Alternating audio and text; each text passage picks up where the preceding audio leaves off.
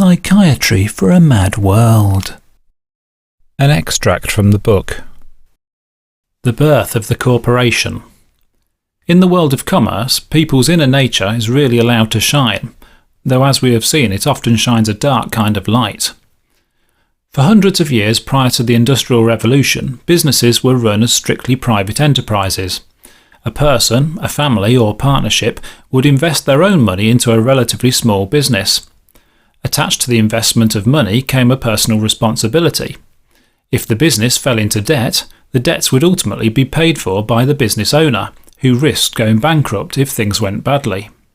This system worked adequately well, as there were still wealthy people who had the financial backing to set up fair-sized businesses. But with the Industrial Revolution came larger business schemes such as canals and railways. The investment required to establish one of these was beyond the wealth of individuals. So it was that, in the 19th century, business leaders got together with politicians to push for the formation of limited liability companies. Shares in such companies could be sold publicly to amass the large amount of money needed to set the business up. Not only that, but should the business go bust and fall into heavy debt, the owners of the business, the shareholders, would be excused liability for the debts, losing only the money they invested and no more. In the 19th century, the proposition was hotly debated, with many opponents reeling at the idea that the moral responsibility for debt could be sidestepped in this way. Nonetheless, limited liability was made into a corporate law in 1856 in England and in the latter part of the 19th century in the USA.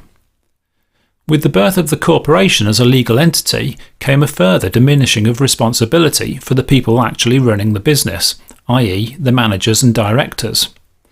No more were they gambling their own money on the business, they were now gambling someone else's money. They were given freedom to run a company in the way that would gain them the highest pay, with none of the worry of paying off large debts should the company go bankrupt. By now, the reader should have alarm bells ringing in their head at the mention of the word responsibility, or lack of it.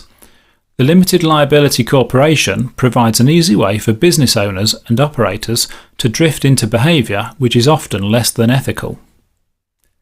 Corporate responsibility versus psychopathy. Social responsibility was taken out of the equation when the corporation was born. In 1916, Henry Ford learned this the hard way. Ford believed that his company should be more than just a machine for profit. He offered a service to society by way of paying his workers substantially more than the going rates and providing customers with annual discounts on his Model T cars.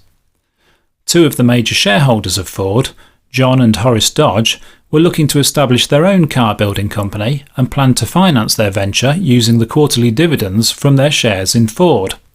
They were prevented from getting their dividend when Henry Ford diverted the money to make further price reductions on the Model T cars.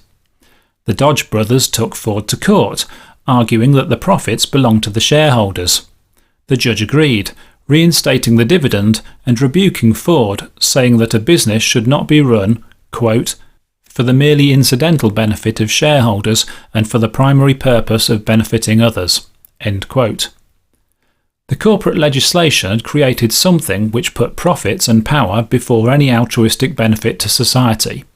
In fact, it is illegal for a corporation to act in any genuinely socially responsible fashion at the cost of the shareholders. The Canadian lawyer and corporate expert Joel Bakan argues that this is the essence of psychopathic behaviour. Corporations, then, are legally sanctioned psychopaths.